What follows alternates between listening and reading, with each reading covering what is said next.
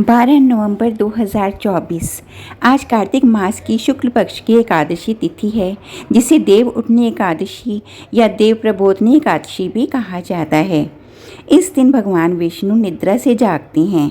आषाढ़ शुक्ल से कार्तिक माह तक भगवान विष्णु क्षीर सागर की शेष शैया पर 4 माह तक शयन करते हैं और देव उठनी एकादशी के दिन ही जागते हैं। देव उठनी एकादशी पर शाम के समय देव को निद्रा से उठाया जाता है और इसी दिन तुलसी विवाह पूजन किया जाता है। कार्तिक महीने में ही तुलसी विवाह पूजन करने का विधान है। तुलसी विवाह पूजन करने से परिवार में सुख समृद्धि बनी रहती है। तुलसी पूजन शाम होने से पहले किया जाता है और सूर्यास्त के बाद देव उठनी पूजा का आयोजन किया जाता है। तो कल है देव उठनी एकादशी। मैंने रात को खड़िया और गेरू को थोड़े से पानी में पहले ही भिगो दिया था, क्योंकि इस पूजा में सबसे पहले रंगोली बनती है, देवघर बनते हैं, घर को सुंदर सजाया जाता है। अगले दिन जल्दी उठकर स्नान करके मैंने 2 बजे से ही पूजा की तैयारी शुरू कर दी। घर को अच्छे से साफ़ किया और मंदिर के सामने की जो जगह थी उसको साफ़ कपड़े से दोबारा साफ़ किया। यहीं पर ही रंगोली बनाई जाएगी, देवघर बनाया जाएगा और देव उठनी एकादशी का आयोजन किया जाएगा। आज 2 त्यौहार हैं, तो इसलिए मैंने एक दिन पहले ही सारे अपने ज़रूरी काम निपटा लिए थे और अगले दिन मैंने ठान रखा था कि मुझे पूरे दिन ये दोनों त्यौहार मनाने हैं।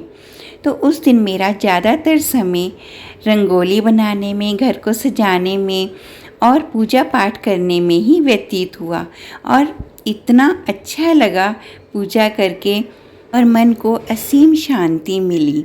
घर को सजाना, पूजा पाठ करना सबको ही बहुत अच्छा लगता है और ये तो बहुत बड़ा त्यौहार होता है। मैंने बहुत ही साधारण तरीके से घर में रंगोली बनाई और बहुत ही साधारण तरीके से पूजा की। तो किस तरह से मैंने ये उत्सव मनाए, ये इस वीडियो में मैं आपके साथ शेयर कर रही हूँ। सबसे पहले मैंने मंदिर के सामने जो जगह साफ़ की थी उस पर गेरू जो मैंने भिगो के रखा था उससे देवघर बनाना शुरू किया। जैसे मंदिर होता है उस तरीके से देवघर बनाया जाता है और इसमें बहुत से शुभ चिन्ह बनाए जाते हैं।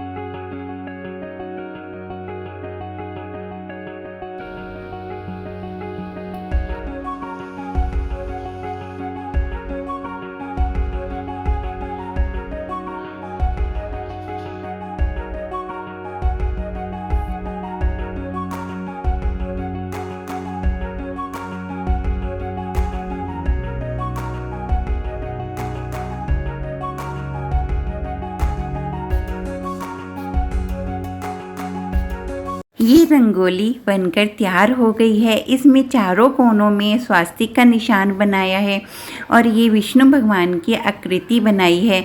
ये तुलसी माता का पौधा बनाया है और कमल का फूल और ये है चक्र। इस रंगोली में एक रास्ता बनाया जाता है और जितने घर में सदस्य होते हैं उनके पैरों के चिन्ह बनाए जाते हैं। इसके अलावा थोड़े से पैरों के चिन्ह एक्स्ट्रा भी बनाए जाते हैं और सीढ़ी जो कि उन्नति का प्रतीक है उसका शुभ चिन्ह भी ज़रूर बनाया जाता है। तो मैंने एक कटोरी में थोड़ा सा बाजरा ले लिया और मूली ले ली पत्ते वाली। कुछ ऋतु फल ले लिए जैसे सिंघाड़े, केला। उस मौसम के जो भी फल और सब्जियां हैं वो इस पूजा में रखे जाते हैं। मैंने गुड़ भी लिया।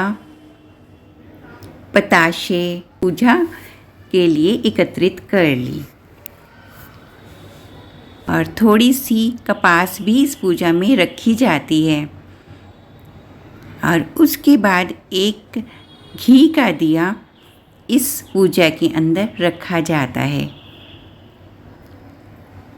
ये सारी सामग्री को मैंने जो रंगोली बनाई थी, जो मैंने देवघर बनाया उसमें रख दी और उसके बाद अपने मन मुताबिक जितनी श्रद्धा हो उतनी मैंने दक्षिणा भी इस पूजा स्थल पर रख दी। अब इन सब चीज़ों को मैं बहुत ही साफ और शुद्ध परात से ढक दूंगी। परात घर का सबसे शुद्ध बर्तन होता है, क्योंकि इसके अंदर कुछ भी ऐसा भोजन नहीं बनाया जाता जो कि पूजा में इस्तेमाल ना किया जाए। तो परात से मैंने इन सारी सामग्री को ढक दिया। ये प्रतीक है कि देव सोए हुए हैं। अब मैंने परात को स्वास्तिक के चिन्ह से सजाया।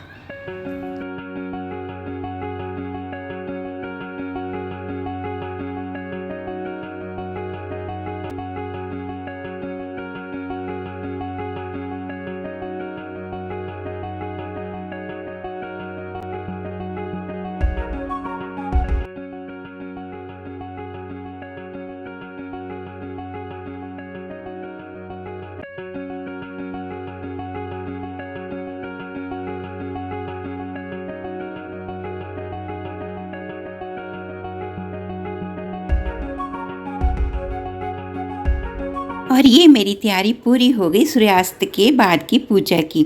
और अब मैं अपनी बालकनी में आ गई, जहाँ पर कि तुलसी मैया का पौधा हरा भरा खिला हुआ है। उस जगह को मैंने खड़िया जो मैंने भिगो के रखी थी उससे अच्छे से उस फर्श को लीप दिया, और उसके बाद ही मैं इस पर रंगोली बनाऊंगी। और ये फर्श भी अब सूख गया है, तो सबसे पहले मैंने स्वास्तिक का चिन्ह बनाया और उसके बाद थोड़ा सा डिज़ाइन देकर यहाँ की रंगोली तैयार की। इस दिन तुलसी मैया का 16 श्रृंगार करते हैं, तो मैंने भी थाली सजा ली। इन सब चीज़ों से मैं तुलसी मैया का श्रृंगार करूँगी। और मीठे में बताशे हैं, तो सबसे पहले फूल अर्पण किए। विष्णु भगवान जी की तस्वीर के आगे भी मैंने फूल चढ़ाए, और देसी घी का दिया अब मैं इस स्थान पर सबसे पहले रखूँगी। और मिठाई के रूप में मैंने यहाँ बताशे रखी हैं, बताशे का भोग लगाऊंगी। मैं 2 लाल रंग की चुन्नी लेके आई थी। गमले को अच्छे से साफ़ करके एक चुन्नी मैंने गमले के चारों ओर बांध दी है, और दूसरी चुन्नी को तुलसी माता के ऊपर ओढ़नी के रूप में मैंने सजाया है। विवाह में सबसे पहले हल्दी लगती है, तो हल्दी का टीका विष्णु जी की तस्वीर पर और तुलसी मैया के पौधे के ऊपर मैंने लगा दिया है।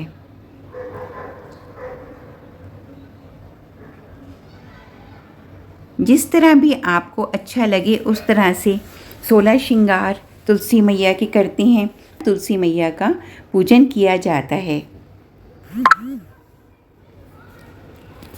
ये चूड़ियाँ भी मैंने तुलसी मैया के पौधे पर सजा दी। एकदम दुल्हन की तरह लग रही हैं तुलसी माता। और ये सब करके मन को बहुत ही अच्छा लगता है। बिंदी का श्रृंगार तो हिंदू धर्म में सबसे ज़्यादा महत्वपूर्ण माना जाता है, तो इस तरह बिंदी का श्रृंगार भी कर दिया। और अब लगेगी मेहंदी।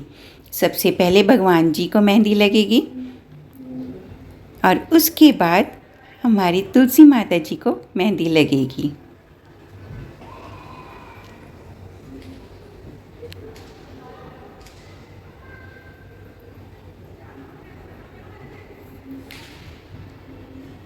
वस्त्र के रूप में मौली मैंने समर्पण की है, और तुलसी माता की तो चुनरी है। पुष्प अर्पण किए और देसी घी का दिया जलाया। फूलों का हार भी तुलसी मैया को चढ़ा दिया है। और इस तरह से अपनी सामर्थ्य के अनुसार मैंने ये पूजा शुरू की।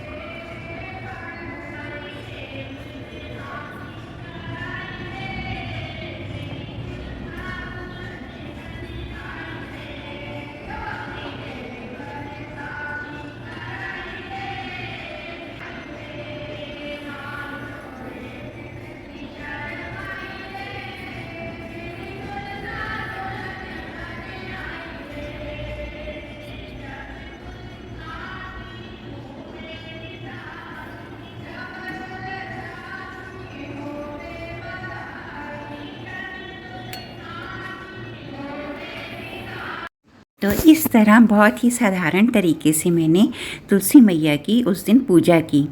आसपास भी सभी घरों में तुलसी पूजन हो रहा है इस समय और भजन कीर्तन की आवाज़ आ रही है। मैंने अपने घर के प्रवेश द्वार पे भी रंगोली बनाई है और बहुत ही अच्छे तरीके से इसको सजाया है, फूलों के छोटे छोटे पौधे लगाकर। और ये मैंने दीपक भी तैयार करके रख लिए हैं। देव उठनी एकादशी की पूजा के बाद ही मैं ये दीपक जलाऊंगी। और अब 7 बजे का समय हो गया है, सूर्यास्त हो चुका है और अब मैं एकादशी की पूजा प्रारंभ करती हूँ। घी का दीपक सबसे पहले मैंने प्रज्वलित किया है और उसके बाद परात को मैं बजाकर देव उठनी गीत गाऊंगी। जिस तरह छोटे बच्चे को मधुर गीत गाकर जगाया जाता है प्रेम पूर्वक, उसी तरह देवों को भी प्रेम पूर्वक हल्के हल्के मधुर गीत से जगाया जाता है। यही इस पूजा का विधान है। उठो देव, बैठो देव, पाठ कली चटकाओ देव, आषाढ़ में सोए देव, कार्तिक में जागे देव, कोरा कलशा मीठा पानी, उठो देव पियो पानी, हाथ पैर फटकारी देव, अंगलियां चटकाओ देव, कुआरी के बाद ब्याह कराओ देव, ब्याह के कोने कराओ देव, तुम पर फूल चढ़ाएं देव, घी का दिया जलाएं देव, आओ देव पधारो देव, तुमको हम मनाएं देव। जितनी खूंटी टांगो सूट, उतने इस घर जन्मे फूट, जितनी इस पर सीख चलाई, उतनी इस घर पौए आई, जितनी इस घर ईंट रोड़े, उतने इस घर हाथी घोड़े, गन्ने का भोग लगाओ देव, सिंघाड़े का भोग लगाओ देव, बेर का भोग लगाओ देव, गाजर का भोग लगाओ देव, उठो देव, उठो देव। इस तरह शाम की पूजा करने के बाद मैंने बाहर के आंगन को भी अच्छे से सजाया और दीपमाला की। साथियों, आपको मेरी ये साधारण सी पूजा कैसी लगी? अगर अच्छी लगी है तो लाइक और शेयर करना नहीं भूलना।